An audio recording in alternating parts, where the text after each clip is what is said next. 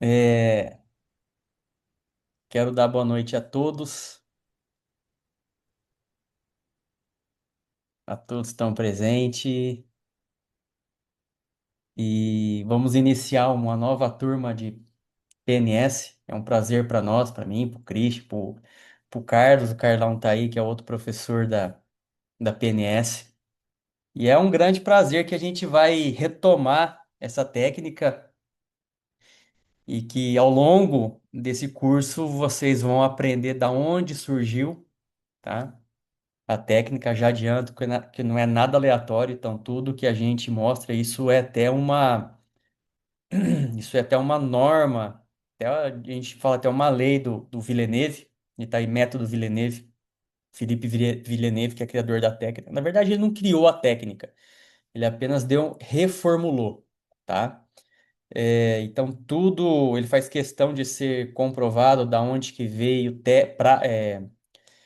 estudos, né? Então, tudo que a gente mostrar aqui tem uma pesquisa por trás, né? Então, nada é inventado, né? Muito pelo contrário, isso técnica que vem desde o século aí 19, comecinho do século 19. Mas enfim, então é um prazer e uma alegria estar aqui para poder falar novamente, continuar, retomar uma técnica que foi para mim, né, não só um divisor de águas na minha prática clínica, mas o que fez eu continuar na fisioterapia, tá? É, apenas um breve histórico. Eu sou da segunda turma de PNS, né? O Carlos é da primeira. E eu fui da segunda por uma história interessante. Eu sempre, desde a faculdade, né, eu sempre procurei estudar várias técnicas, tudo na fisioterapia. Estudo, estudava artigo científico, aprendia técnica, fazia curso, tudo muito voltado na parte terapia manual, fiz parte de eletro, ajudei até a escrever um livro de eletro, livro de terapia manual, propriocepção, muita coisa. Só que eu andava meio desanimado, uma parte da minha vida, eu andava um pouco desanimado por conta de muitas vezes assim, eu não ter resultados satisfatórios, apesar de, dentro da minha prática clínica, fazer o possível, né? Então, os pacientes vinham, pô, melhorava com 10 sessões, 20 sessões, mas sabe quando você sente que não tá certo esse negócio de pacote de 10 sessões? Apesar de eu sempre trabalhar com atletas e dores crônicas, eu falava, eu não estava contente com aquilo. Eu tinha feito mestrado, meu mestrado era sob controle postural, fadiga, ia de acordo com a parte da fisioterapia esportiva, que é muito mecânico. A gente pensa muito em termos mecânicos. Vai ter uma parte no curso que nós vamos falar sobre a formação reticular, muito interessante. E a gente pensa, né, a fisioterapia esportiva. Isso eu estou falando da fisioterapia esportiva, mas isso se estende para todas as áreas da fisioterapia, né? Inclusive da parte neurológica, a Roberta Malta, neuropediatra, né? A gente, né, tem uma aluna que fez PNS, que ela mexe com neuropediatria, tem resultados assim fantásticos. Eu até preciso resgatar. Acho que o Carlão lembra dela. Depois você me fala, Carlos, para eu resgatar ela e pedir para ela mandar alguns casos, porque ela até tinha entrado em contato comigo uma época que ela queria fazer pesquisas. Ela tinha feito um desenho de uma metodologia e acabou não me mandando.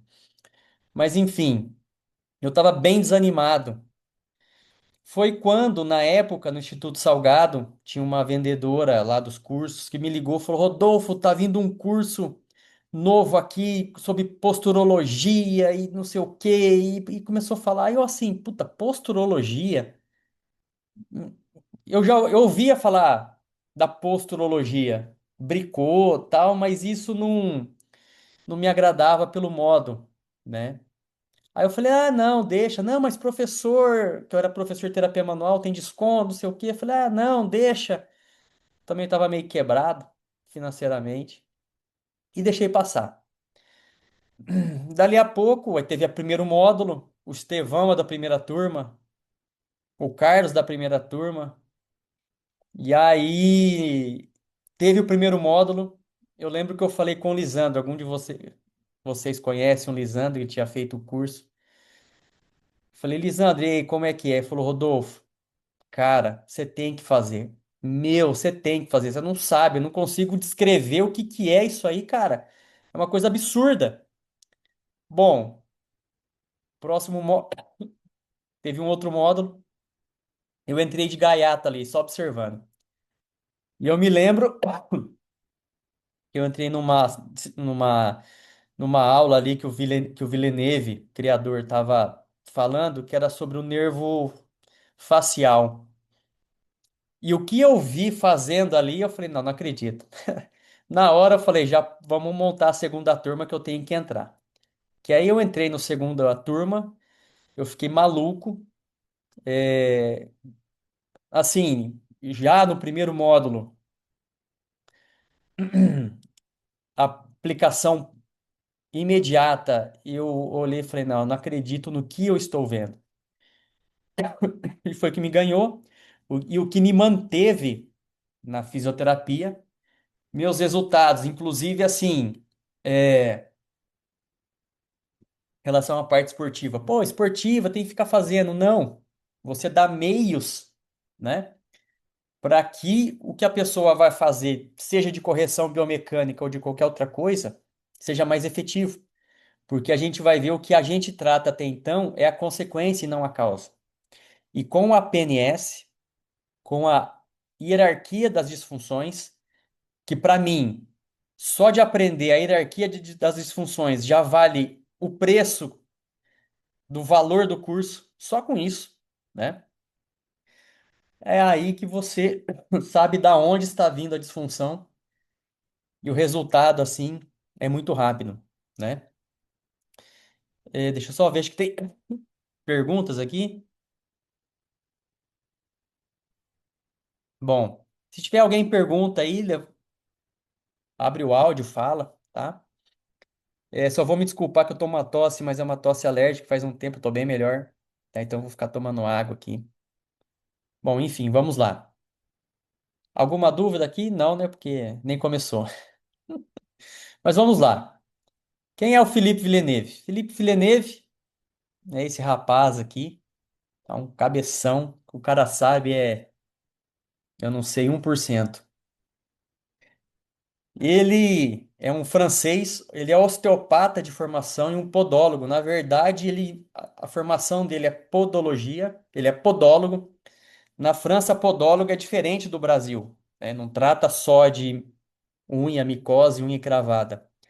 Lá, podólogo tem a ver com regulação postural.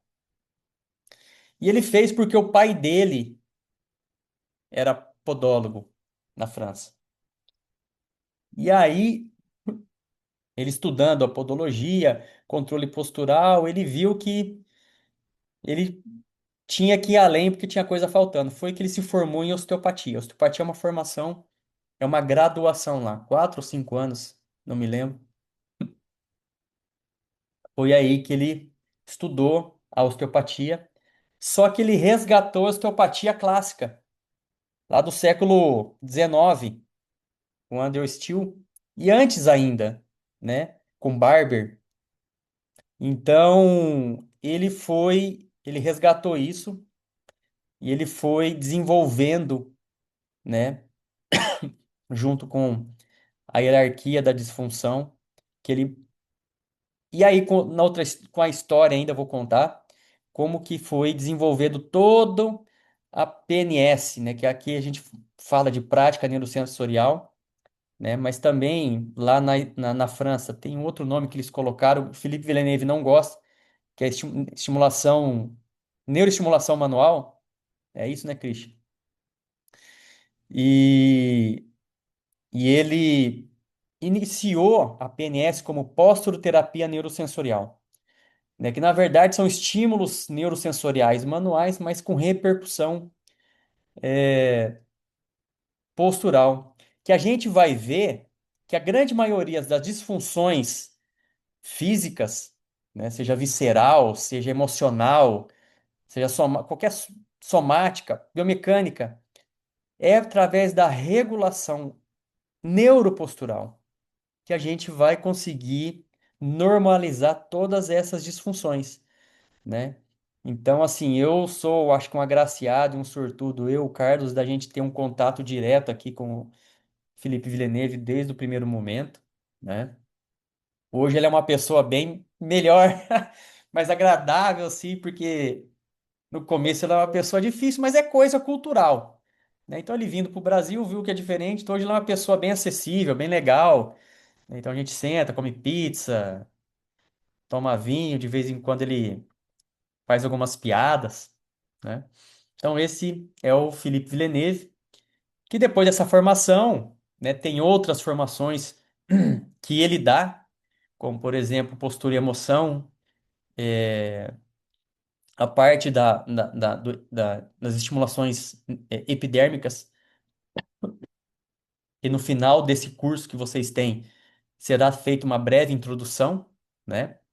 Então, espero vocês poderem continuar nesse curso e fazer curso com ele. Bom, então aqui vai começar a história do que é a terapia neurosensorial, como era o nome inicial. A gente trouxe para a prática neurosensorial porque envolve outros domínios, é muito mais amplo, né? Para não pensar só na questão de postura. Porque até então, como aconteceu comigo, eu achava que era postura. Puta, mas postura, né? Que na verdade é um método clínico baseado na regulação postural e na integração sensorial. Vocês vão aprender ao longo desse curso tudo sobre tudo isso, né?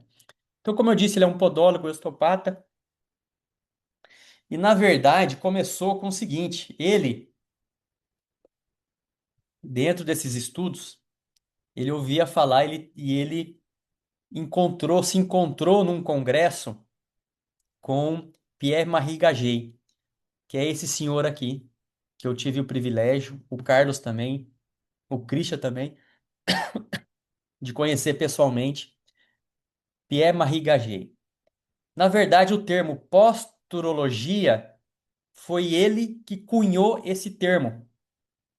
Então, o cara que inventou a palavra posturologia foi ele, Pierre-Marie Gagé. Ele era um médico, né? Que ele era um médico do trabalho e ele trabalhava na construção civil.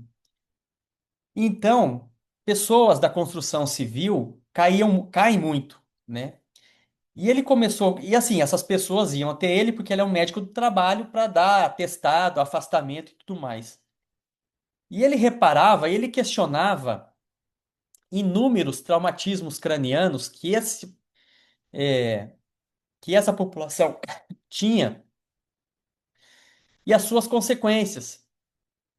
O que era essa consequência? Era a síndrome pós-concussão. A síndrome pós-concussão, o que acontecia? Eles não tinham sintomas assim, né, de traumatismo craniano, mas ele observou que essa população, eles viviam tendo quedas, caíam, tropeçavam. E aí ele começou a se questionar sobre o que está acontecendo, né? E isso o levou a um pesquisador na época chamado Barron, né? Que era um dos poucos pesquisadores na época que tentavam compreender os mecanismos que ligavam a vertigem, instabilidade e o traumatismo craniano. Então, é, o Barron, junto com o Barron, ah, lá em 1973, num congresso da Sociedade Internacional de Posturografia, que aconteceu na Eslováquia, Barron começou a apresentar alguns estudos com a relação entre a vergência ocular, né, o movimento, ou seja, o foco, a contração, o movimento dos olhos e a posição dos pés.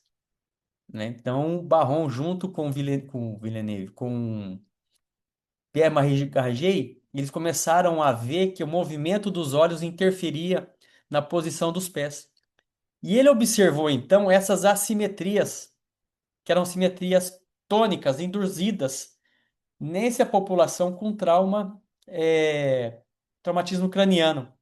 E eles viram que isso não era aleatório. Só que isso já vinha antes, que era chamado da síndrome da deficiência postural. Já ouviram falar da síndrome da deficiência postural? A síndrome da deficiência postural, ela foi iniciada por um português chamado da Cunha. E aqui nessa foto vocês podem ver esse homem aqui, ó. Ele é um médico oftalmologista português. Ele é um sucessor direto desse da Cunha, onde eles utilizavam prismas posturais, a gente vai aprender mais para frente, para tratar essa perturbação postural, síndrome da concussão postural, síndrome da pós-concussão, que ele colocou o nome de síndrome da deficiência postural. Então eles viram aí que não era aleatório as alterações posturais, existe um padrão, né? Então, Gagey, junto com Barron, junto com é, Weber, esse do cantinho aqui, né?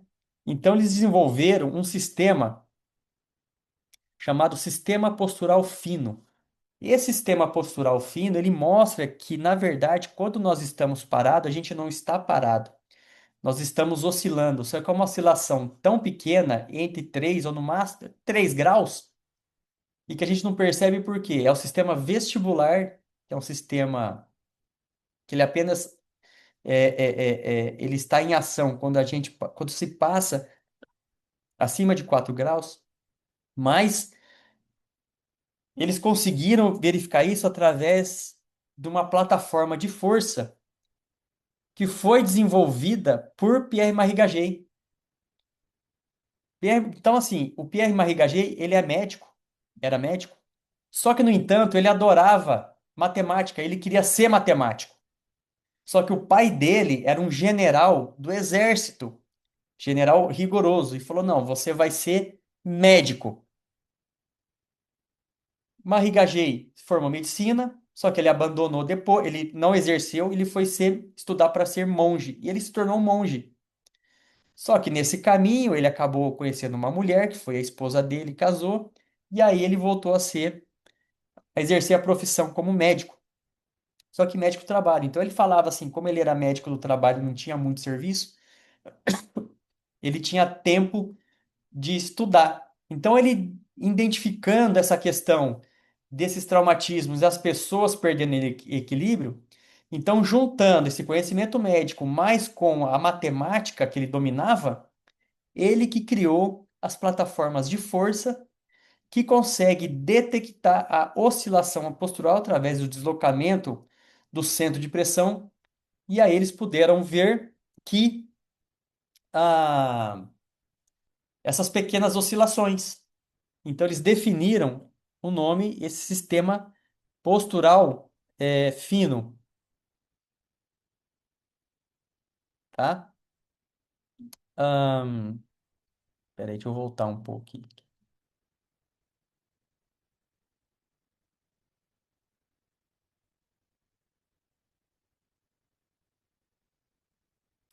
Tá bom? Bom, postura ou posturologia? A gente coloca um termo. A Associação Americana de Cirurgiões Ortopédicos, então eles definem postura como o arranjo relativo das partes do corpo, tá? Onde uma boa postura é o estado de equilíbrio muscular e esquelético que protege as estruturas de suporte do corpo contra uma lesão iminente ou deformidade progressiva, independentemente da atitude, ou seja, Se eu estou sentado, se eu estou deitado, se eu estou em movimento, em qualquer atitude ou postura, né? Nas quais as estruturas estão trabalhando ou em repouso. Aí eu pergunto, né? Essa é uma boa definição, porque assim, o que que é uma boa postura?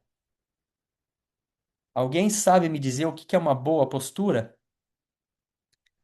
Alguém quer falar?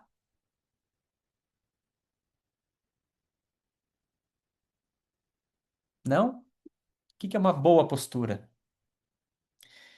Eu tenho uma definição bem simples para isso. Uma boa postura é o meu jeito de ser e estar atual. O que que isso quer dizer? Isso quer dizer que, por exemplo, eu tive uma boa noite de sono, eu acordei bem, vou trabalhar, vou sentar. Qual que é a minha boa postura? A minha boa postura é essa aqui, é reta, certo? Eu trabalho o dia inteiro. Aqui eu estou bem, estou tranquilo, né? Não sinto dor. O que chega no final do dia, eu trabalhei 12 horas por dia. Se eu tiver sentado, qual que é a minha melhor postura? Eu sentar reto ou eu sentar encurvado, que não dá para ver, né? Ou sentar encurvado, largado. Qual que é a minha boa postura nesse momento? É eu estar largado. Por quê? Se eu pedir para você arrumar sua postura, você vai até arrumar, mas vai dar 3 minutos, você vai me xingar de dor nas costas. Por quê? Porque naquele seu momento atual, no seu estado atual, a sua melhor postura vai ser relaxada, para não te dar dor. Então, é um erro a gente olhar um idoso andando curvado na rua e falar assim: "Ah, a postura dele é errada." Não. Para ele, naquele momento, para ele, aquela postura, aquela posição é a melhor postura. Porque é naquela postura encurvada dele é onde ele tem a funcionalidade e não tem dor. Manda um idoso daqui, ele fica reto. Ele vai ter dor e muito provavelmente a funcionalidade dele vai estar limitada. Só que eu tenho que dar meios para eu ter condições de me manter, né, numa boa funcionalidade. Então a minha melhor postura é o meu, é o meu jeito, é meu estado de ser, é meu estado atual de ser e estar atual, né? Nossa, a postura da Gisele Bündchen é a perfeita. Vai ver depois do desfile o tanto de dor que ela tem. Então não tem essa boa postura reta, certo? Alguém discorda da minha definição de uma boa postura? Pode discordar, não tem problema. Alguém quer falar alguma coisa? Acho que não. Então vamos lá. Bom, aqui nós temos outras definições, né, como postura, é um composto das posições das diferentes articulações do corpo num dado momento. A postura correta é a posição na qual o mínimo de estresse é aplicado a cada articulação. É isso, né? Então, o idoso que está assim, ele aplica um estresse menor do que se ele for ficar assim, pela condição atual dele, né? Então, a postura correta consiste no alinhamento do corpo com eficiência fisiológica e biomecânicas máximas, o que minimiza os estresses e as sobrecargas sofridas ao sistema de apoio pelos efeitos da gravidade. Então, acho que juntando tudo isso, eu acho que a definição de uma boa postura é meu jeito de ser e estar atual, tá? Tudo bem até aqui? Então, a posturologia, né? O criador, quem cunhou o termo posturologia. O que que é isso? É o estudo do sistema de regulação da postura, da estabilidade e da orientação. Então, nós vamos ver que para regular a postura eu vou depender de vários fatores, de vários sistemas corporais, tá? Que vai me regular essa postura, me dando estabilidade e orientando. Então, nós vamos ver que nós temos dois tipos de postura: a postura regulada e a postura orientada, tá? Então, o sistema postural ele vai permitir ao homem se situar num ambiente gravitacional, onde ele vai utilizar três principais sistemas: os olhos, o ouvido interno e os pés. A gente fala de sistema somatosensorial, proprioceptivo da sola dos pés, mas também a viscerocepção.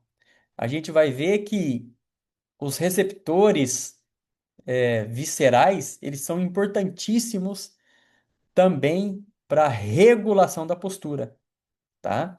Por exemplo, vou adiantar aqui, uma disfunção visceral comum, gastrite. Aquela pessoa que sofreu de gastrite crônica ou uma perturbação, seja do estômago, do útero, isso vai alterar a minha postura. Então, às vezes, uma informação nociceptiva, que também a gente vai fazer uma diferença entre a dor, a nocicepção, que nem sempre nocicepção tem a ver com dor, né? Então, uma informação nociceptiva visceral vai alterar o meu sistema postural. Então, muitas vezes, uma postura alterada, né, causada por uma dor, pode ser por uma perturbação visceral. Por exemplo, a mulher é muito comum ter cólica menstrual, correto? Então, meninas, quem tem cólica menstrual, quando eu tenho uma crise de cólica, qual que é a postura que eu fico? Eu não me inclino para frente? Ou seja, uma perturbação de uma víscera alterou o posicionamento articular e o tônus muscular. Aí, isso por muito tempo, a gente cria no cérebro, através da representação cortical do corpo no córtex, uma postura, como por exemplo, uma retificação da lombar. Aí a mulher tá com uma lombar, assim, toma remédio, tá com não menstrua mais, não tem mais cólica, tudo mais, mas eu mantenho aquela minha postura alterada. Aí eu tenho uma lombalgia, vou fazer uma ressonância, um raio-x, nossa, você tem uma retificação da lombar. Nossa, você tem uma tensão excessiva dos paravertebrais. Vamos fazer RPG, vamos fazer Pilates, vamos fazer o que for. Ou demora para melhorar ou não melhora. Ou se melhora, volta a dor. Por quê? Porque eu vou ter uma alteração do meu sistema visceral, que se eu não regular, eu não vou relaxar a musculatura, eu não vou voltar à posição articular. Então vocês entenderam a correlação, né? Então, para eu melhorar meu sistema postural, eu preciso saber aonde está essas perturbações, né? Seja visceral, seja epidérmica, seja articular, né? E por aí vai. Alguma dúvida? Algum questionamento? Não? Bom, aqui está um exemplo clássico, ó. Isso aqui foi tirado de um artigo, né, de terapia manual, onde todas as posturas são posturas normais. Mesmo um cara com uma crise de lombalgia, aquela postura para ele é a melhor postura. Você vai pedir para um cara com uma dor lombar, ou, por exemplo, aquele sinal de uma crise de hérnia, que a pessoa fica em C, vai pedir para ela ficar reta? Ou uma pessoa com uma espondilite anquilosante? Não. A postura normal dela é aquela, para aquele momento dela, né? Tudo bem? Deu para compreender? Então, o que a gente tem que fazer? Regular todos os sistemas que vai melhorar o meu controle postural. E o controle postural não tem a ver com a posição da coluna, a posição do ombro, pé plano, enfim, tá? Bom, então o sistema postural, ele é um sistema automático, tá? Ele tem que ser automático.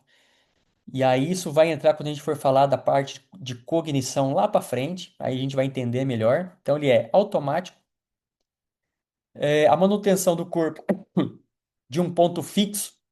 Aí está entre parênteses pé, mas na verdade o que é fixo é o solo, né? Então a gente precisa de um ponto fixo.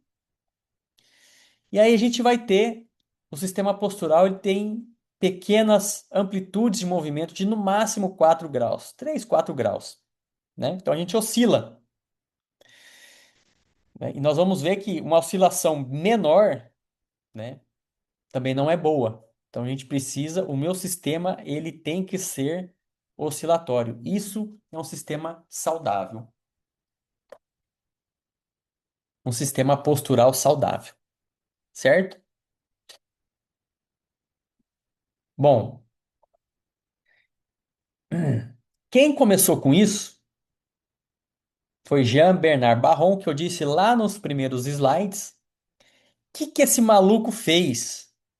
Lembra que eu falei que ele começou ele com o Gagé sobre a relação entre a oculomotricidade e a posição dos pés? Olha o que esse maluco fez. E eu reproduzi esse estudo num pesque-pague, num tanque de peixe. Eu conheci o dono do pesque-pague e falei assim: você deixa eu fazer um teste num peixe aí? Lógico que eu comprei o peixe, né, para poder fazer. Mas o que esse cara fez? Ele pegou o peixe e fez uma secção, tá? Do músculo reto externo. Uma secção do músculo reto externo de tal maneira que criava um desvio do globo ocular entre 1 a 4 graus. E o que ele viu? Que o peixe, ele começava a nadar em círculo. Ele não nadava reto. Isso por quê? Porque ele criou um desvio tão pequeno que para o sistema ele não consegue se adaptar às pequenas alterações. Então aí isso aumentou o tônus da musculatura lateral do corpo e o peixe rodava em círculo. E aí o que ele fez? Ele fez uma secção completa do músculo reto externo. O que aconteceu? O peixe começou a nadar reto. Isso quer dizer o quê? Que pequenas alterações posturais vai gerar pequenas alterações nos sistemas sensoriais, vai levar a grandes repercussões posturais. Um exemplo: alguém aqui já colocou a meia no pé que ficou com aquele cantinho da meia no dedinho, incomodando no sapato? Só que aí você continua andando, você não sente mais a dor, né, aquele desconforto? Isso por que acontece? Porque pequenas alterações eu vou me modificar posturalmente, né? E eu não sinto mais. Só que é aquele dia que no final do dia você tá com uma dor de cabeça, você tá mais cansado, você tá irritado. Porque pequenas alterações geram grandes repercussões. Que por um outro lado, se é um incômodo muito grande, o que você faz? Você tira e arruma a meia, porque você não consegue ficar, tá? E eu vou tentar achar esses vídeos, porque, nossa, eu lembro que eu tirei essas fotos e filmei com aquelas câmeras digitais ainda, e eu vou achar esses vídeos e vou colocar para vocês, porque eu reproduzi isso. Não pesca e pague, né? Então, o sistema postural, ele vai reunir informações vinda do sistema visual, sistema vestibular, da sola dos pés, dos fusos musculares e dos vísceros e das vísceras. Então ele vai reunir essas informações, onde, né, pela medula sobe lá para o córtex, que vai modular essas informações. Ô saco, desculpa, cadê? Onde ele vai modular essas informações e vai controlar o tônus muscular, principalmente os tônus dos músculos inferiores, dos membros inferiores, regulando a postura. Então, quando um desse sistema está alterado, é obviamente que o outro vai. é, é, Quando um está alterado, o outro sistema vai suprir aquela deficiência para poder manter o meu melhor sistema postural. Só que isso vai ter um custo, né? E dentro da PNS, a gente sabe aonde dentro desse sistema está alterado. e regular direto. Então, quando a gente age diretamente sobre aquele sistema que está alterado, na PNL a gente fala 3 sessões. Se não melhora, então é outra coisa, vai fazer outra coisa, tá? Bom, isso tem a ver com a homeostase, né? O que que é a homeostase? A homeostase é o princípio fundamental da vida, onde médico e nem fisioterapeuta sabe o que que é homeostase. Porque se soubesse, né, a gente fala que primeiro o médico não dava omeprazol, que aí você vai quebrar toda a homeostase. Então, a homeostase, né, então a existência normal, né, do nossa função, ela somente é assegurada, né, se a composição do meio interno ela sofre pequenas alterações, flutuações dentro de limites pequenos e aceitáveis, controlado por mecanismos de regulação, tá? Então essas reações fisiológicas, elas foram chamadas de homeostase, lá em 1920, onde do grego homeos significa similar e status é o que é. Então o que é similar? Então o corpo ele não é rígido, ele flutua. E essa flutuação é chamado de homeostase. Então, por exemplo, quando eu como alguma coisa muito pesada, então o estômago vai lá e joga ácido. Só que às vezes fica muito ácido, que eu tenho o quê? A gastrite. Então, se eu tomo, tô dando omeprazol porque é muito comum aqui, tá? O que que o omeprazol é? Nada mais é do que ele aumenta a acidez para tentar combater aquilo. Isso altera bombas de próton que tem ali, desregulando tudo. É lógico, você tomar uma vez não tem problema, mas quantas pessoas você não conhece que fica tomando a vida inteira omeprazol? Agora, um exemplo que dá para ser feito. Eu já fiz com alguns pacientes meus que sofriam de gastrite, tomava 3 omeprazol por dia, é tomar um limão. Porque o limão, ele é ácido, só que ele é um ácido muito volátil. Então, quando eu tomo um ácido, quando o meio está muito mais ácido, para manter a homeostase, o que o meu organismo vai fazer? Ele vai ter que tentar alcalinizar, diminuir essa acidez, certo? Então, por isso que eu tenho esse alívio. É um meio natural, tá? Então, esse é o princípio fundamental. E a regulação do sistema postural, essas pequenas oscilações e flutuações, é considerado como homeostase. Então, quando eu tenho alguma perturbação desses meus sistemas sensoriais, eu vou alterar a minha homeostase postural, levando a problemas, inclusive doenças, tá? Então, a forma de tratamento, a gente vai utilizar os princípios desse funcionamento do sistema postural, tá? Para atingir essa homeostase. Então, quais são esses princípios? Que é o princípio básico da PNS, que vai ser a saturação.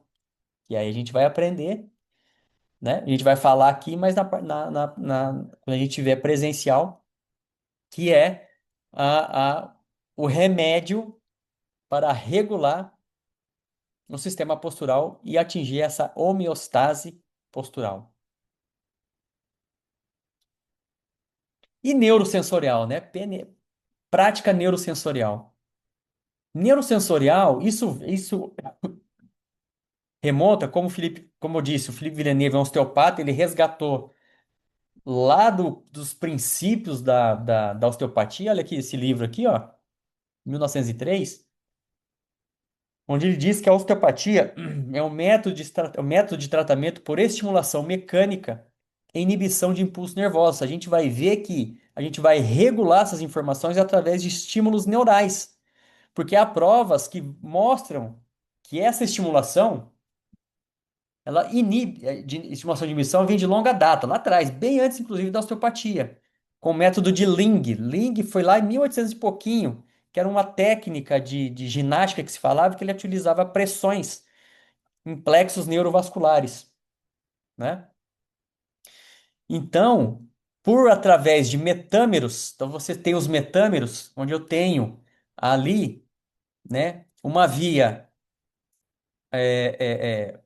a via, a metamérica, onde eu tenho ali um dermátomo, um miótomo, um esclerótomo, um viscerótomo, um vasótomo, né, e um ramo neural. Então, eu consigo, através de um estímulo, melhorar todas essas informações de um metâmero, tá? Então, esse é o princípio aí que não é invenção, isso vem da osteopatia. Quem aqui tem osteopata, quem aqui fez osteopatia osteopata sabe desse princípio, tá? Então, alguns nervos a gente vai aprender, principalmente os nervos autonômicos, autônomos, né? Ou neurovegetativos, que aqui na PNE a gente costuma falar de neurovegetativo. Alguns nervos eles têm mais fibras sensoriais do que motoras. Por exemplo, o nervo vago. O nervo vago, na região cervical, ele é composto de 75% sensorial e 25% motor. Enquanto que lá o nervo vago, na região abdominal, ou seja, inervando as vísceras, as informações, os nervos sensitivos são 90%. O que isso quer dizer? Quer dizer que pressões mínimas eu já exerço funções, regulações, é, é, eu já vou exercer regulações com estímulos mínimos, porque ele é sensitivo e não motor. Eu não preciso trabalhar motoramente, tá? São técnicas suaves, né? Que é uma outra coisa também, que nem eu, quando trabalhava com quer dizer, trabalho com atletas, né? Mas antigamente é forçando, é flexão. E eu tento falar isso para meus colegas fisioterapeutas esportivos, é difícil. É difícil fazer entrar isso na cabeça deles. E até para o paciente, que ele já vem com uma cultura de que tu tem que ser forte, tem que forçar. E não é, né? Rodolfo, Oi. você vai deixar um tempo para. Posso perguntar agora, se te atrapalha? Não, pode perguntar. Quem que tá É, perguntando que eu tô vendo? é o Ah, o Márcio. Márcio. Você comentou do metâmero, né?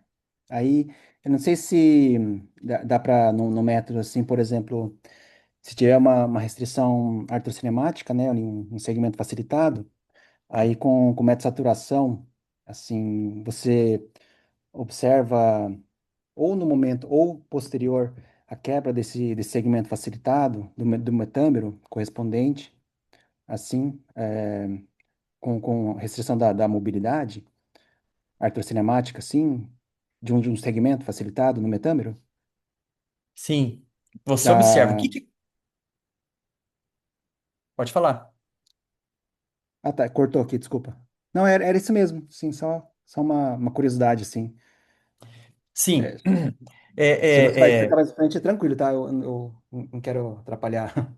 Não, pode perguntar. Pode perguntar. Aqui é aberto, tá? Se não passa a informação, acaba esquecendo. Ah, Boa pergunta, porque na verdade o que que acontece, tá? A artrocinemática, né? Isso tem muito a ver também com a função, por exemplo, ombro, que é muito comum. A discinesia escapulotorácica, né? E a gente tem aquele ritmo escapular. Estou falando disso para ficar mais fácil. Muitas vezes, o que que acontece? Exemplo, quem faz o movimento é o braço e a articulação, certo? Só que ele está sob função de quem? De um nervo, correto? Se eu tenho uma perturbação na condução neural, essa informação que vai chegar no músculo vai estar alterado.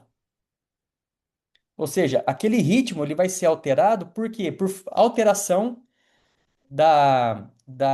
do time de contração dos músculos. Então, eu posso trabalhar a parte muscular, articular, para restaurar a artrocinemática. Só que é o seguinte, se quem está mandando a informação não está mandando a informação correta, isso volta. Então, eu preciso regular a informação. Então, por exemplo, vou fazer uma saturação do nervo, acessório, ou do dorsal da escápula, aí sim, a minha técnica para restaurar a artrocinemática, ou ritmo escápulo-humeral, escápulo-torácico, vai ser muito mais efetivo.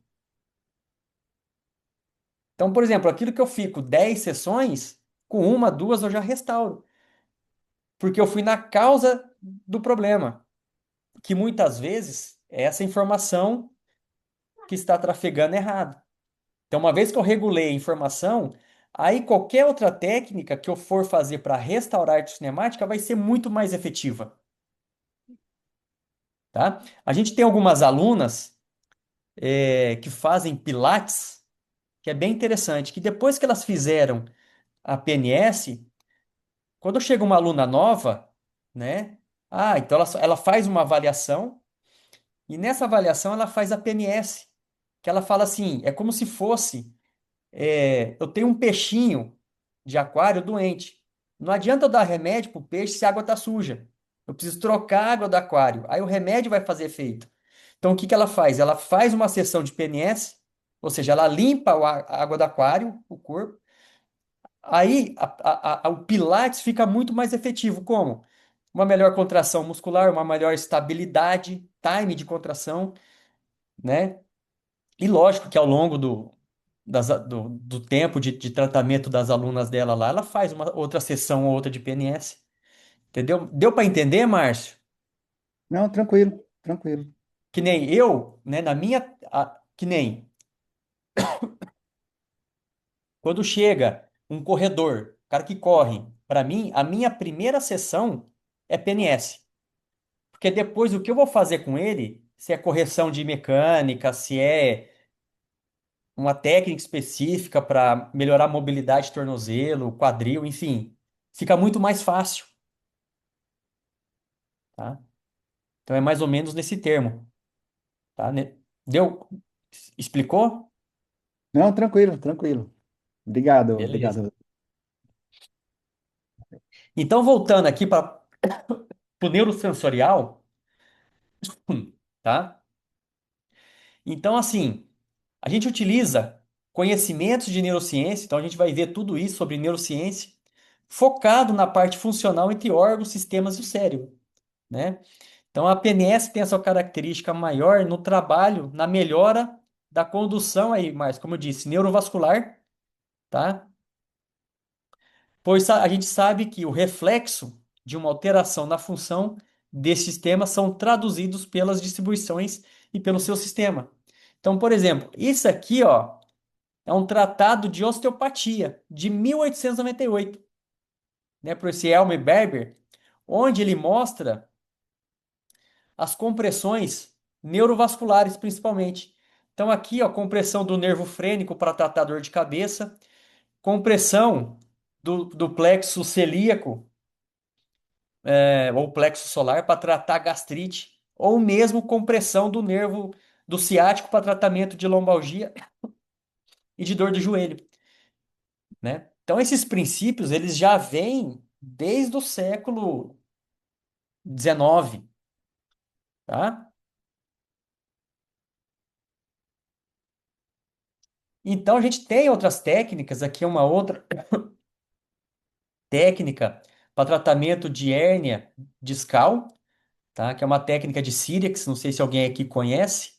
Então, aqui eu preciso de três pessoas para fazer tração e mais uma para fazer as oscilações, tá? E a gente consegue os mesmos resultados, ou seja, melhor, de forma rápida, fácil e simples. Chega final do dia, você não está cansado, certo? Então a gente utiliza que é uma terapia manual informacional. Que a gente manda uma informação, regula essa informação. Bom, gente, até aqui.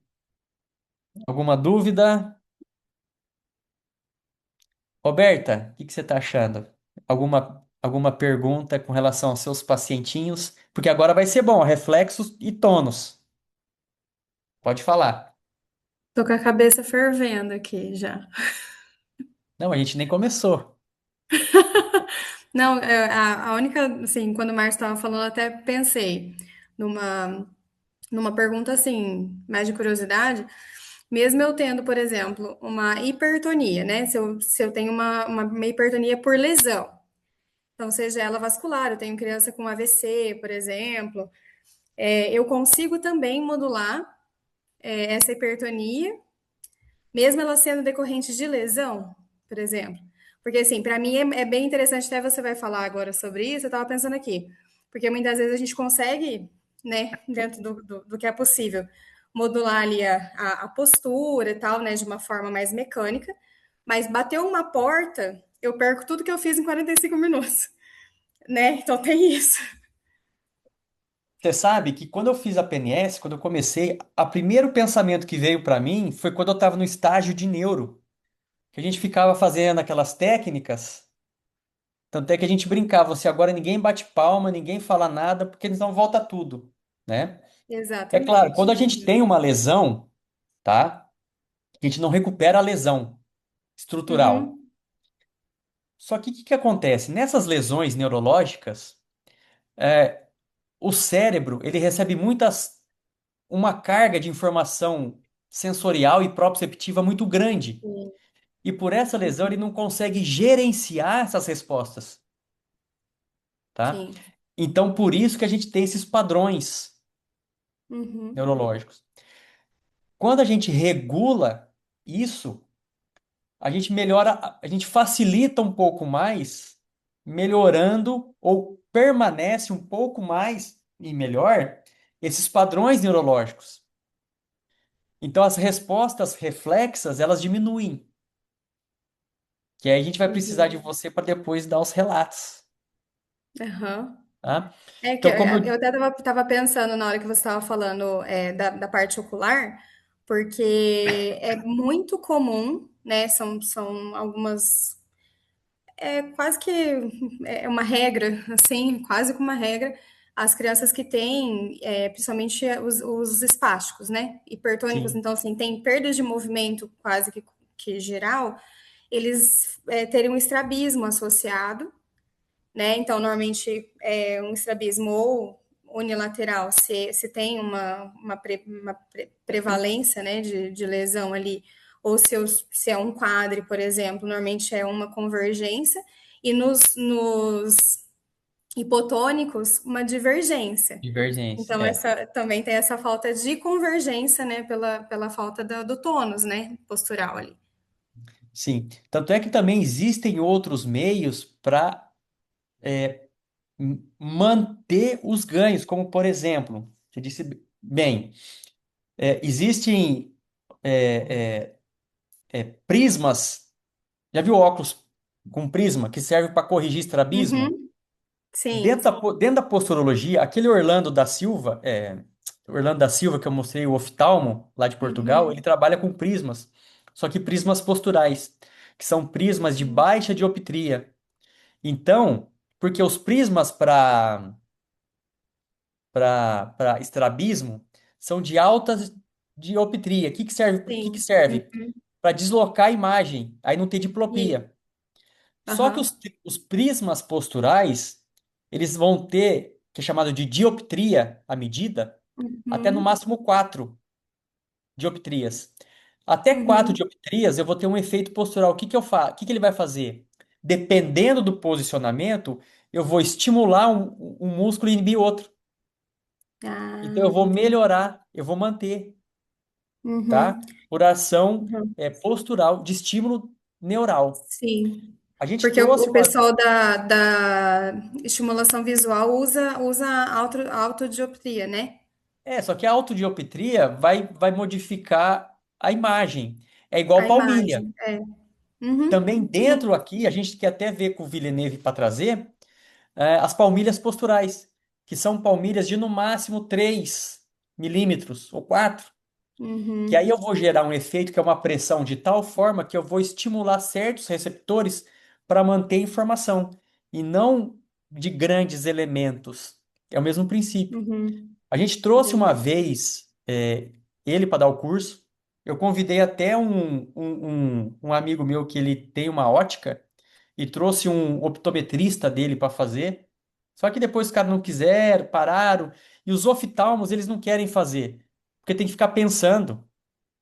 Uhum. Fica mais fácil botar um óculos pro cara assim, ou como é que eu vou Sim, colocar o prisma para estimular um, entendeu? Eu fiz o sim. curso para entender, mas assim, não consigo, né?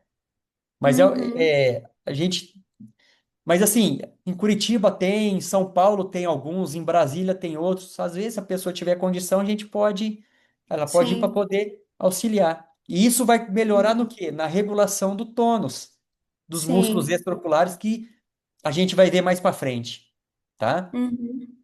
Só Beleza. vou falar mais um caso aqui. Uma vez eu estava em Florianópolis, aí pediram para atender numa clínica. Passei o dia inteiro atendendo. Aí a médica lá falou assim: Ah, Rodolfo, agora esse paciente que vem é um paciente meu que tem esclerose lateral amiotrófica avançada. Cara, eu comecei a tremer. Eu tinha acabado de terminar a minha formação da PNS. Falei, mas como assim? Não! Eu atendo ele de graça, que eles não têm condições, eu dou suplemento, atende aí. Falei, meu, mas né, faz, atende aí. Aí chegou o cara, todo, todo inflexo, rígido, com alimentação enteral, parenteral, tá? A esposa dele que veio trazendo. Então, ele não falava, fazia nada. Falei, cara, e agora? O que que eu vou fazer? Botei ele na maca.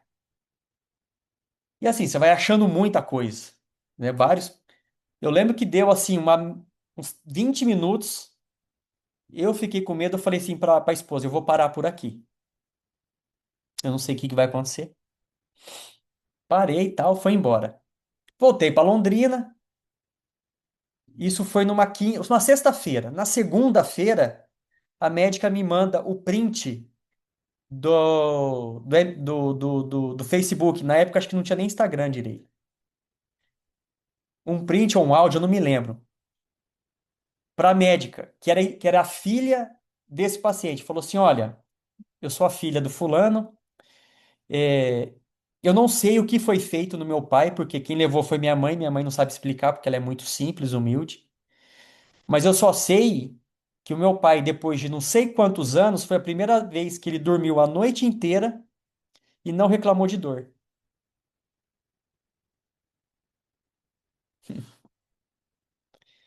Né? Então, assim, são ganhos que eu acho que para o paciente, para a família, né? E é um paciente neurológico grave. Tá? Então, o que que eu quero dizer é que, assim, a gente não vai regular, não vai curar a lesão física, mas nós podemos dar mais condições de um paciente se movimentar um pouco melhor, ou de estabilizar melhor a cabeça, no caso de uma criança, né? Ou de uma melhora de qualidade de sono, enfim. Né? O que eu tenho de para falar com minha experiência, parte neurológica, é essa.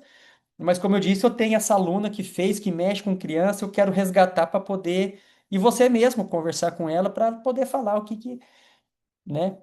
É, que a gente quer também pessoas de outras áreas para poder dar os relatos. Tem uma médica que é, uma médica não, uma fisioterapeuta que mexe com a parte cardíaca. Tem um amigo nosso que ele mexe com parto. Ele é fisioterapeuta de parto. E ele fala que depois da PNS, os trabalhos de parto são bem melhor, muito mais rápido, menos sofrido, inclusive com a criança. Então a gente facilita o trabalho, independente da área, certo? Obrigada. Nada. Mais alguma pergunta, gente? Tá tudo bem? Muito rápido? Muito chato? Bom, eu sei que é muita coisa, mas eu acho que a gente entender facilita a nossa compreensão na hora de aplicar, né? E saber o porquê que eu tô fazendo isso, tá? Bom, então, agora a gente vai entrar numa parte, tônus, reflexos e postura, que tem tudo a ver com a gente aqui. Bom, então definição de reflexo, vem de refletir. Na verdade, o reflexo são reações motoras, né? ou secretórias iniciadas pelo sistema nervoso sem uma intervenção voluntária em resposta a qualquer estímulo de uma terminação nervosa, principalmente sensitiva, né? Quais são os principais reflexos? Tem nas crianças, né? Então Descartes já falava isso lá em 1664, né, que ele observou isso quando a pessoa aproximava o pé no fogo, né, que ele falava que o calor provocava um aumento da atividade nervosa, né, por nervos até o cérebro. Então ele não sabia que chamava reflexo, mas ele já documentou isso em 1600, tá? E onde esses mecanismos centrais, a gente vai ver que vai interferir nas reações de defesa, principalmente quando a gente começar a falar da parte emocional, tá? E de dores crônicas, que aí eu já falei da formação reticulada. Então, essas reações de reflexo foi bem documentada, né, por esse médico aí, que é chamado de Lei de Flügger, em 1859. O que que ele fez? Ele pegou sapos descerebrados. Lembra da aula de fisiologia que cerebrava o cérebro para ver, ó, colocava o pezinho no éter? Então, o que que ele viu? Ele foi graduando a força desse estímulo. E o que que ele viu? Que quando eu tinha um estímulo pequeno, eu tinha um efeito localizado, um reflexo localizado, só a patinha levantava.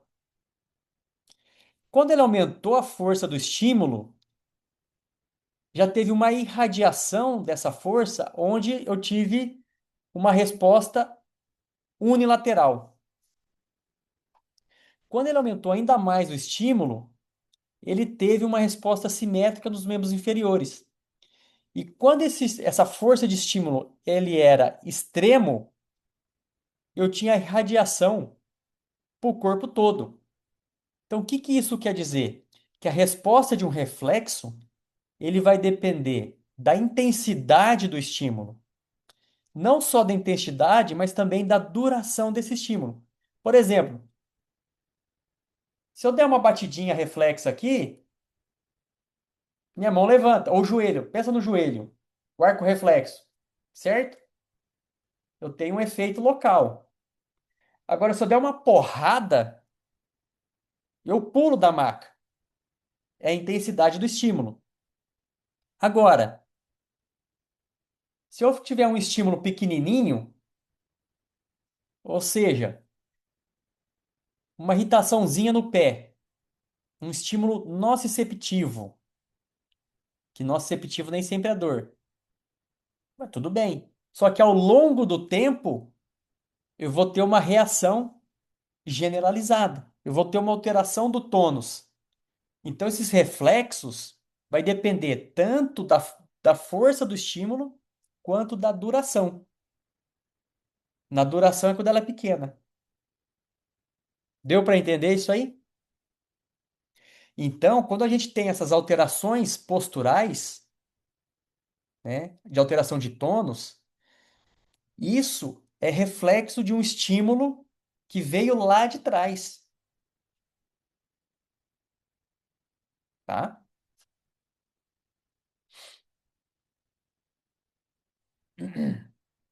Então,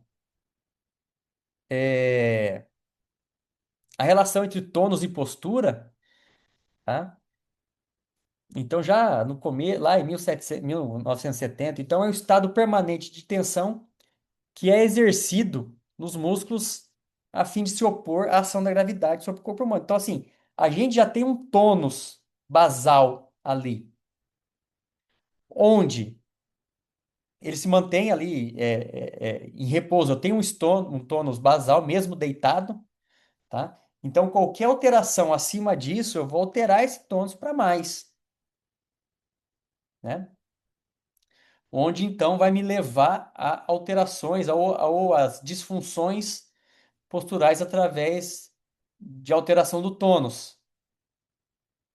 Então, muitas vezes a gente pensa nessa alteração, a gente pensa só na parte muscular. Puta, eu tô com meus paravertebrais ali muito tenso. Nossa, eu tô com um torcicolo, uma hipertensão dos trapézios, enfim. Só que isso aí é um reflexo de um tônus alterado por uma alteração de vias sensitivas, de nervos sensitivos principalmente. Ok?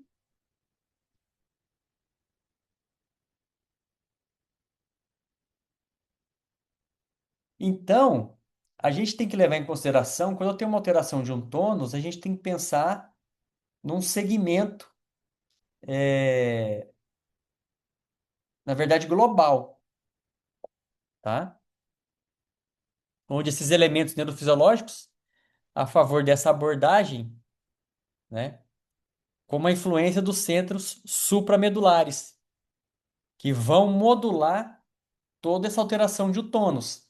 E que muitas vezes nós vamos ver daqui a pouco que os reflexos primitivos, muitas vezes algum deles não estão reintegrados totalmente na fase adulta. E isso vai gerar repercussão do tônus global. Exemplo, você já dirigiu, tá reto e você vira o pescoço, o volante não, não vira? Ou se você tá andando, vira a cabeça, você muda? Isso é um exemplo clássico de uma não reintegração total do reflexo tônico cervical assimétrico. Então, os reflexos primitivos são reflexos de sobrevivência, só que eles são reintegrados conforme a gente vai crescendo, porque a gente vai maturando através do nosso desenvolvimento e das vias sensoriais. Só que, às vezes, alguns reflexos ficam é, resquícios, e isso gera repercussão postural através de alteração de tônus. E aí é global, tá?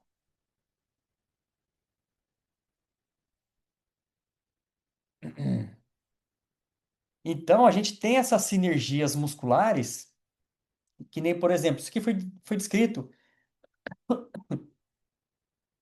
por Babinski, tá, em 1899. Então, quando eu faço um movimento de extensão, eu tenho toda os meus músculos agindo sinergicamente para executar um movimento, né? Então, ele só mostrou isso porque ele pegou pacientes com problema cerebelar, onde, quando ele vai inclinar para trás, ele não consegue manter essa sinergia, tá? Então, então, por exemplo, o reflexo de Babinski. Todo mundo aqui conhece o reflexo de Babinski, né? Onde pacientes neurológicos têm esse reflexo ainda, tá? Então, isso é para mostrar que esses reflexos não reintegrados pode alterar o tônus muscular, que vai tirar essa sinergia muscular para a execução de qualquer movimento, tá?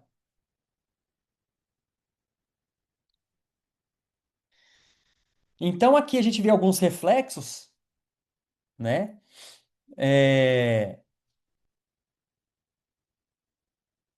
já, já começo de 1900 já foi mostrado, era mostrado, né? Então, é, é, 7 semanas e meia intrauterina, né? Então, a gente já tem reflexo de flexão contralateral do pescoço, tá? E aí, conforme eu vou maturando, vamos dizer assim, eu vou aumentando ainda mais essas respostas simétricas e fisiológicas, né?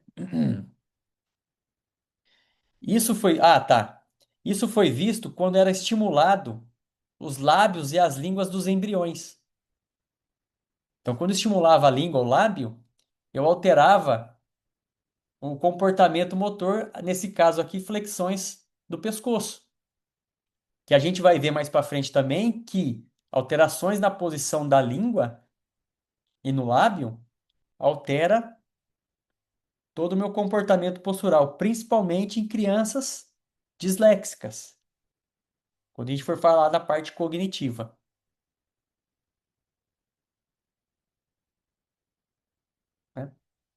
Então foi descrito que terminações nervosas livres já tinham na região da boca peribucal, né? Receptores táteis plantares e na palma da mão com 11 semanas já estavam desenvolvidos, tá? E aqui é interessante pelo seguinte, alguém aqui mexe com palmilha? Porque quem mexe com palmilha, normalmente, se você perguntar assim, a partir de quanto tempo se usa palmilha? Ah, a partir de 7 anos, quando já tem a maturação, está correndo. Só que não. Com 10 semanas de vida intrauterina, eu já tenho todas as terminações nervosas plantares formadas e que quando eu tenho um estímulo, eu tenho um reflexo de flexão da perna. Ou seja, se eu puder colocar uma palmilha dentro do útero no pé da criança, eu ponho, que eu já vou dar estímulo plantar. Então, para quem mexe com palmilha, se eu tenho uma criança de 2 anos que eu preciso usar palmilha, eu posso usar palmilha. Porque com 10 semanas, eu já tenho essas terminações, o sistema somatosensorial já está desenvolvido. Não preciso esperar 7 anos. Que para controle postural, nós vamos ver, e eu publiquei um trabalho do meu doutorado mostrando que o sistema somatosensorial é o mais importante para regulação postural, tá? Mas quando chegar o momento, eu vou mostrar o trabalho. Então aqui, ó, esse gráfico é bem interessante.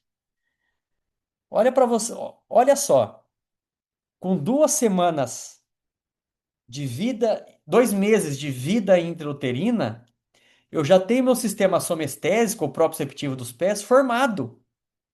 Ou seja, às vezes a mulher não sabe nem que está grávida, mas os receptores plantares da criança já estão formados.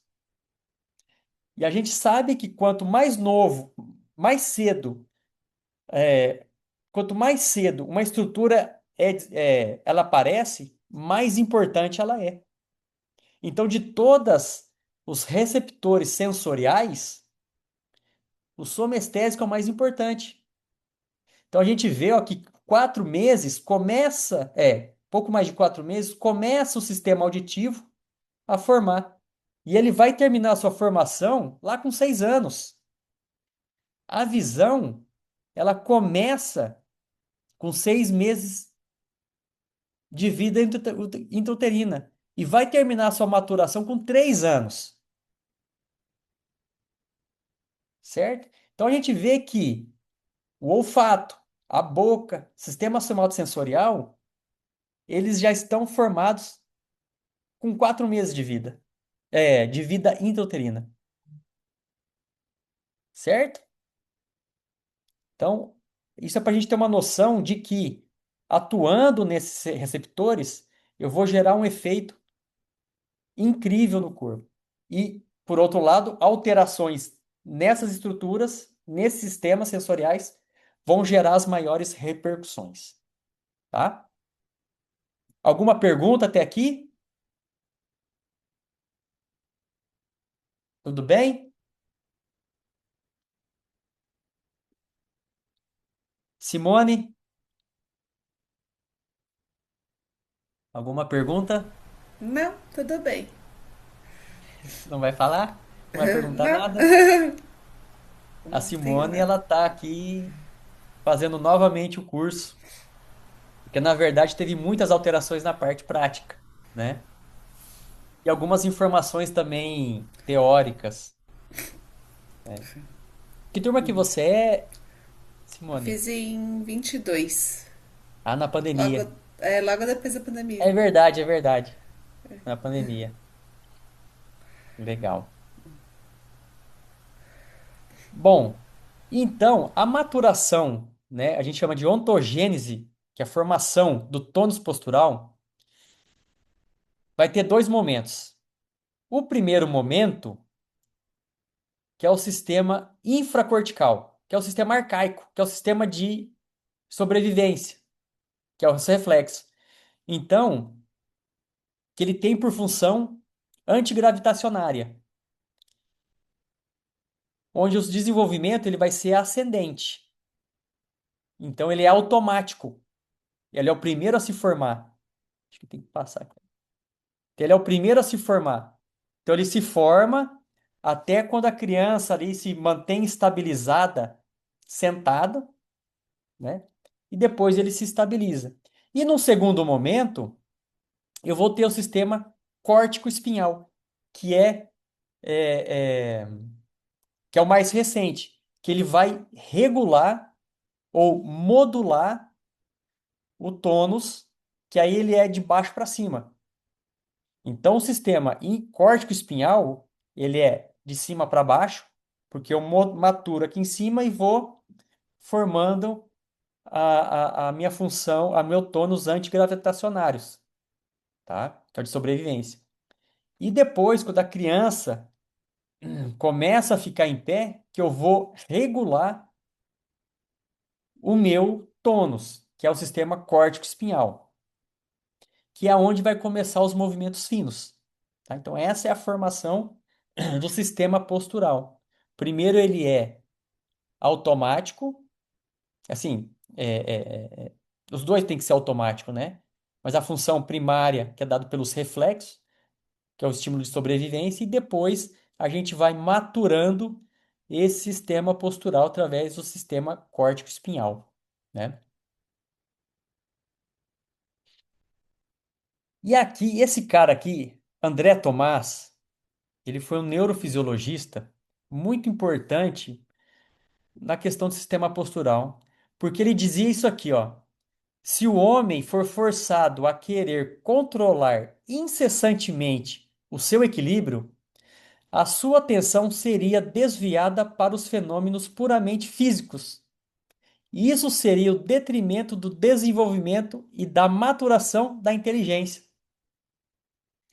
Olha que coisa louca. Se eu tivesse que ficar pensando na minha postura, a minha carga cognitiva seria toda para ela. Como é que eu ia aprender? Isso vocês pensam em quem? Crianças com TDAH, déficit de atenção e aprendizado. Porque são crianças que não têm o seu sistema postural maturado. Puta, o moleque é um capeta, ele tem hiperatividade, lógico. O cérebro não consegue gerenciar as informações posturais. Ele vai aprender como? E esse cara já falou lá em 1911. Por isso que eu falo, criança tem que dar atividade física para maturar o sistema postural, diminuir reintegrar os reflexos primitivos. Aí sim ela vai ficar quieta para aprender. Aí eu vou falar melhor, vou falar melhor um pouco para frente, né? Então ele já falou uma coisa importante, que a postura tem que ser, o tônus, o controle postural tem que ser automático, para liberar o cérebro para a cognição e assim ter a inteligência, tá? E quando a gente regula essas informações com a PNS, mas melhora assim absurdamente crianças com déficit de atenção e hiperatividade. Eu atendi um menininho, uma vez uma mãe me levou um moleque, ele tinha acho que 2, 3 anos de idade. Olha, mandaram aqui, meu filho não para, as professoras reclamam na escolinha que aquele moleque ficava o dia inteiro, e o moleque não parava ali, não tinha atenção. E eu precisava fazer a PNS, como é que eu vou fazer? Deitar, o moleque não vai ficar deitado, criança fica deitada? Difícil. Falei, mãe, o que que eu faço? O que que ele gosta de assistir? Ah, ele gosta de assistir um desenho no YouTube, que é um caminhão de lixo. Era a coisa mais besta, era um caminhão que vinha, jogava o lixo e voltava. Aí aparecia o lixo, vinha, jogava, o moleque ficava hipnotizado naquilo. Botei ele no meu colo, ele assistindo aquilo, e fui fazendo a PNS. Fiz uns 20, 30 minutos ali, 20 minutos. Terminei, conversei com a mãe, e eu trabalhava era uma academia de funcional na época. Quando terminou, o moleque, ele parecia que esse cachorro correndo assim, ele não parava. A mãe, pelo amor de Deus, filho, falei, não, deixa o moleque, deixa ele correr. Eu só fiquei protegendo ele para não bater a cabeça e ele ficou correndo. 20 minutos o moleque foi correndo. Aí ele parou. Cansou, que é igual cachorrinho. Quem tem cachorro sabe, tem que sair para andar, senão ele quebra a casa inteira. Aí ele sossegou. Falei, ó, mãe, volta daqui umas 2 semanas. Foi embora. Deu 2 semanas, a mãe voltou e falou assim: o que que aconteceu com o moleque? Recebi uma carta da professora que ele falou assim: quem que é? Eu não lembro o nome dele. Falei assim, isso aqui é outra pessoa. Outra. Ele tá paradinho, tá prestando atenção, ele tá quieto, tá brincando normal com as crianças. Isso foi não foi um caso só. Então é só para mostrar que muitas vezes problemas cognitivos, eu falo, é 80, para não falar 90% de alteração do controle postural. Isso a gente vai ver muito em disléxicos, tá? Alguma pergunta aqui, gente, sobre isso? Sei que pode parecer polêmico, né? Tudo bem? Bom, ah, e a postura, o tônus, ele tem também tudo a ver com as emoções. Exemplo, se eu vejo uma pessoa deprimida, eu sei por quê. Pela postura que ela adota, não é? Ela, não é? Ou seja, a postura que eu estou tem tudo a ver com a emoção que eu estou sentindo. E muitas vezes aquelas pessoas que, por exemplo, ela tem uma alteração postural, tá com uma hipercifose, retificação de lombar, mas era uma pessoa que há tempos atrás teve um estado depressivo, ela está melhor, só que aquele reflexo postural ele se mantém. Exemplo, quem trabalha com adolescente, meninas numa idade 12 a 15 anos. Normalmente tem alteração postural como pé plano, joelho valgo, ombro para frente. Nossa, tem que arrumar postura. Aí faz pilates, RPG, funcional, academia, fisioterapia e não melhora. Mas nessas meninas, nessa fase, o que que está acontecendo com elas? Crescimento de pelos pubianos, crescimento do seio, menstruação. Muitas vezes isso para a menina é um motivo de vergonha. E quando eu tenho vergonha, o que que eu faço? Eu me encolho para proteger. Isso é inconsciente. Entendeu? Então, é lógico, não todas, né? Mas é muito comum isso aí, por uma alteração emocional. Então, eu tenho uma repercussão postural por uma questão emocional, ao qual, dentro da PNS, a gente consegue regular isso, tá? Então, é só para mostrar que tônus e emoção estão correlacionados diretamente. Tanto é que a gente sabe, uma criança está com um bebê, como está aqui, está feliz, está triste, pela alteração do tônus da face. Que quando a gente for falar do nervo vago, a gente vai voltar aqui, ok? Ah lá, essa mulher aqui, uma enfermeira, muito interessante, porque ela começou a desenvolver trabalho sobre a parte psicomotora e psicoativa, né? Onde estudos de maturação neurológica, ela não separava do que era psicomotor do psicoativo. Então ela falava que tinha a conduta tinha que ser afetiva, onde crianças que ficavam em incubadoras, depois, quando cresciam, tinha grandes repercussões posturais. Não por conta de ter ficado na incubadora, mas por falta de afeto e carinho da mãe, ou seja, de quem que fosse ali, tá? Então, muitas vezes, na anamnese, é interessante a gente perguntar, né? É lógico que ela vai saber porque contaram para ela, né? Então, isso já foi mostrado que a falta do afeto, a gente vai voltar. Isso aqui é só a introdução, tá? Tudo isso que eu tô falando já voltar tudo depois, mais profundo. Então, o afeto influencia diretamente no tônus postural, principalmente de criança, tá? Nossa, aquela dor de amor, a gente não fica alterado posturalmente também? Ai, ai, quem nunca sofreu, né? Nossa, porque você tá triste? A pessoa sabe pela postura que ela fica, principalmente se termina com o namorado. Ô, tristeza. Quem nunca, né? É, bom, deixa eu só ver uma coisa aqui. Acho que já tá quase na hora, né? Estão cansados? Então, né? Vou falar mais um pouquinho aqui, Cris. Rodolfo, você que manda, cara. Você é o maestro. Se você quiser até meia-noite, fica à vontade. Meu papel aqui é apertar botão e está tranquilo. Vou ficar meia-noite aí, me pega, hein? Esse horário aqui eu já tô deitada. Peraí que eu vou ali na cama deitar e vou dar aula, peraí. Bom, vamos mais um pouquinho então. Aqui tudo bem? Pode ir mais um pouco? Vamos lá. Então, olha aqui, questão dos reflexos, né? Roberta sabe muito bem, né? Reflexo de apoio plantar. Quando eu coloco a criança assim, o que que se desenvolve? A marcha automática, não é?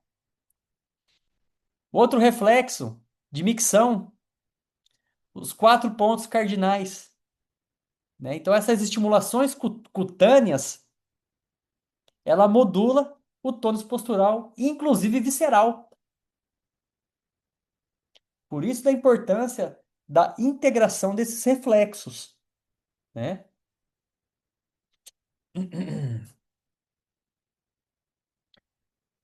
Isso aqui eu coloquei pelo seguinte, tá?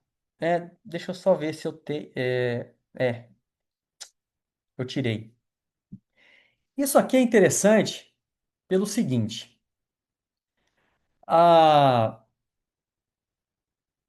como eu falei no começo, a nossa postura, a gente não é parado, a gente oscila. É o mesmo princípio da variabilidade da frequência cardíaca. Alguém conhece variabilidade da frequência cardíaca? A variabilidade da frequência cardíaca é a variação entre uma batida cardíaca e outra. Então a gente tem a frequência cardíaca. Ah, tá 58 batidas por minuto. Ok. Só que quanto em milissegundos entre uma batida e outra está alterando? Quanto maior essa variabilidade cardíaca, mais saudável é o meu coração. Por quê? Que nem aqui. Eu estou tendo muitas influências, então eu tenho que ter bastante variabilidade. Se eu tenho uma baixa variabilidade, meu sistema ele é rígido. Isso é ruim. Isso pode gerar problemas e repercussões, tá? No controle postural é a mesma coisa. Por exemplo, eu trabalho com plataforma de força para ver o controle postural. Até então a gente media velocidade de deslocamento do centro de pressão. Quanto que deslocou? É como se fosse, por exemplo, a frequência cardíaca, certo? Então, de olho aberto, de olho fechado, beleza, eu tenho essa alteração. Só que eu preciso saber se essa minha alteração ela está sendo é, é, se o meu sistema se adapta a essa alteração. E como que eu vejo isso? Através de alguns parâmetros não lineares. Puta, que aí é foda. Isso envolve entropia, dimensão fractal. Já ouviram falar disso aí? Coisa matemática maluca. Isso é como se fosse a variabilidade da frequência cardíaca, que é o que eu estou estudando agora. Então, por exemplo, eu fecho o olho, eu vou alterar minha velocidade. Só que é o seguinte, o meu sistema está adaptado, aí eu vou ver essas parâmetros não lineares, que é a variabilidade da frequência cardíaca. Se ela varia, beleza, meu sistema está adaptado, não tem problema. Agora, Se esses meus parâmetros não lineares, eles são pequenos, o meu sistema ele é rígido. E se ele é rígido, eu vou ter problema. E isso a gente vai ver mais para frente, pessoas que não oscilam, que são pessoas que controlam todo mundo, inclusive a postura dela, tá? Então é só por isso que tem aqui, ó, teoria do caos. Opa. A teoria do caos, né? Onde uma pequena perturbação vai gerar grande repercussão lá para frente, tá? Então, o nosso sistema ele tem que ser adaptado, né? Uma vez eu atendi uma atleta olímpica. Ah, por algum motivo foi num outro fisioterapeuta lá que fazia palmilha, que precisava fazer palmilha e tal, não sei o quê, enfim. E nunca mais foi comigo. Aí passou um tempo, tava para ir para Olimpíadas, apareceu na clínica. Ah, tá, e aí? Né, que eu fui lá, fiz palmilha, ele falou que eu tô perfeita, olha aqui, e me deu uma análise de baropodometria. Acho que é o próximo slide aqui. Um exame desse aqui, ó. Tá vendo? Então, essa bolinha vermelha aqui, ele mostra o deslocamento e velocidade. Aí, o deslocamento dela tava bem no meio, pequenininho. Ela falou assim: Nossa, o fisioterapeuta falou que eu tô perfeita agora com as palmilhas e tal. Eu falei: É, você tá perfeita assim? Sem se mexer? Ela é, como assim? Eu falei: Não. Você foi no outro físio, ele que te explique assim, por que que você não tá mexendo. Eu falei: Sim, seu sistema tá tão rígido que você não vai se adaptar, ainda mais você como atleta de alto nível, você não vai se adaptar às alterações extremas que você vai ter. Aí o que que aconteceu? Ela foi para as Olimpíadas de Londres. Ela era uma para-atleta, ela não tinha um braço, e ela tinha o recorde mundial dos 100 metros. Mundial de 100 metros. E ela tinha tempo para fazer 400, 200 e 100 metros. Aí ela foi para os 400 metros. Ah, ganhou medalha de bronze, né? Beleza. Aí ela foi para os 100 metros, que era a prova dela. Imagina, pressão de ser a recordista mundial, pressão de estar numa final olímpica, pressão do estádio lotado. O que que aconteceu? No aquecimento ela estourou o tendão de Aquiles. No aquecimento. A técnica me ligou chorando. Falei, olha, eu poderia falar para você ir lá no outro físico para cuidar agora de você, né? Entendeu? O problema, não que a gente não vai usar a palmilha. Muito pelo contrário, a gente pode usar as palmilhas, depois a gente faz a PNS para manter os resultados e melhorar. Só que eu tenho que saber como utilizar. Eu tenho que regular as informações para poder utilizar a palmilha, que muitas vezes não precisa. Entendeu? Então isso envolve se o meu sistema está adaptado, né? Porque a postura em pé, olha aqui, ó, ela é uma atividade dinâmica sobre uma base fixa. E não é o meu pé, é o chão, certo? Alguma pergunta? Aqui, ó, mentira, eu coloquei. Então isso aqui é um estudo piloto que eu tô para publicar, tá? Onde a gente pegou umas 20 sujeitos e colocamos um óculos de realidade virtual. E nós medimos os parâmetros aqui, ó, isso aqui, ó, deslocamento do copo, velocidade de deslocamento, né? Então a gente viu com óculos e sem óculos, não só os parâmetros lineares, como os não lineares, que são os mais importantes, tá? Que é se o meu sistema está adaptado ou não, tá? Então foi resultados bem interessantes, que até a gente está desenvolvendo um produto aqui para mostrar que existe uma reorganização hierárquica do controle postural, que é essa reorganização hierárquica? Não é melhorar o músculo, que dentro da hierarquia o músculo está lá embaixo, que a gente vai ver daqui a pouco, tá? Mas sim vem do sistema sensorial. Porque isso aqui, ó, os parâmetros não lineares, representam o sistema sensorial, tá?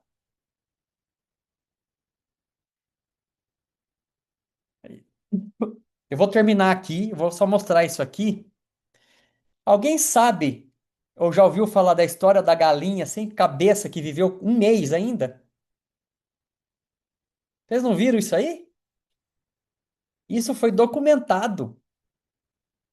O cara decepou a galinha, ela saiu andando.